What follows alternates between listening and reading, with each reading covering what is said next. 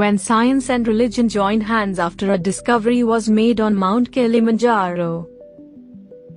There are numerous historical riddles that can be revealed by the natural wonders that are present on our planet. Since they contain evidence of ancient human life, ice cores are a good illustration of this. To find out what caused the ice fields to diminish, scientists looked at the ice cores from Mount Kilimanjaro. They made an interesting discovery that was totally unanticipated. A well-known biblical story was ultimately supported by the parts discovered inside the gigantic frozen blocks, proving that science and faith can coexist. You will be stunned by the biblical secret they unearthed, whether or not you believe in the Bible. For numerous years, scientists have painstakingly extracted ice cores from glaciers and ice sheets using high-tech equipment. A better comprehension of the relationship between history and humanity is provided by the ice. They are able to retrieve ice using these techniques from a depth of more than 2 kilometers. Their goal is to comprehend what transpired 1,000 years ago. The elements in the ice may have been present on Earth for 8 lakh years. Let's give you some insight into why ice fields are so fascinating to scientists if you're wondering what makes them so unique. Over time, numerous glaciers and ice fields have formed.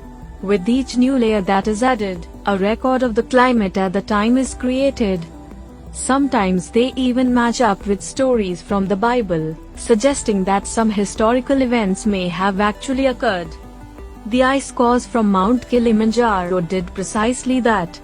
It was not surprising that researchers wanted to probe further into the mountain to learn more about what had transpired long ago, given the insights that ice cores contain.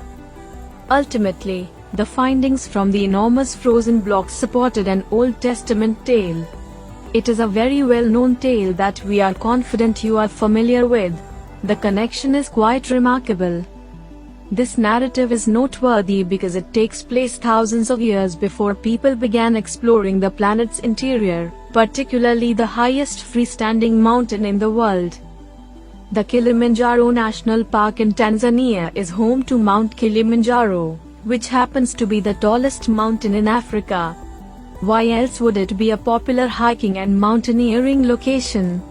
Over 15,000 people travel to trek on Mount Kilimanjaro, and its annual visitor count is close to 30,000. However, the receding glaciers and ice fields have made it the subject of countless scientific study projects.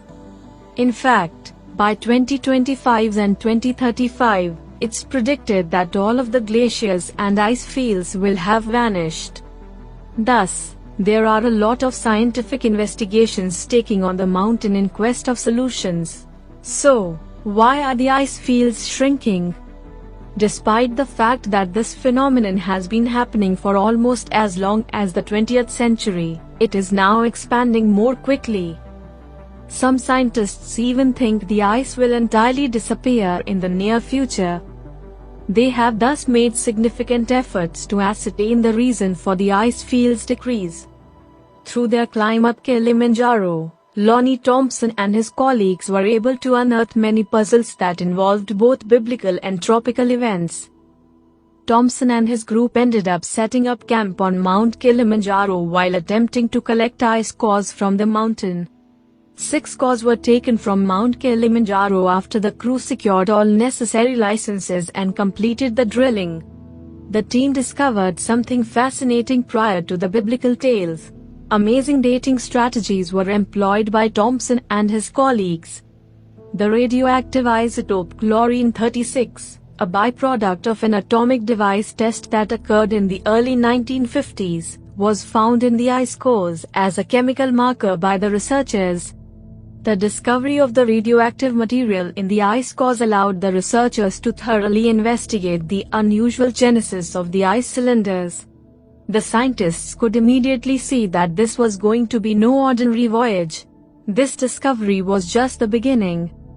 The cores revealed evidence of a 500-year drought in Africa that began around 8,300 years ago after further examination. But that was just the start of a long series of discoveries. The ice also revealed a second drought 5,200 years ago.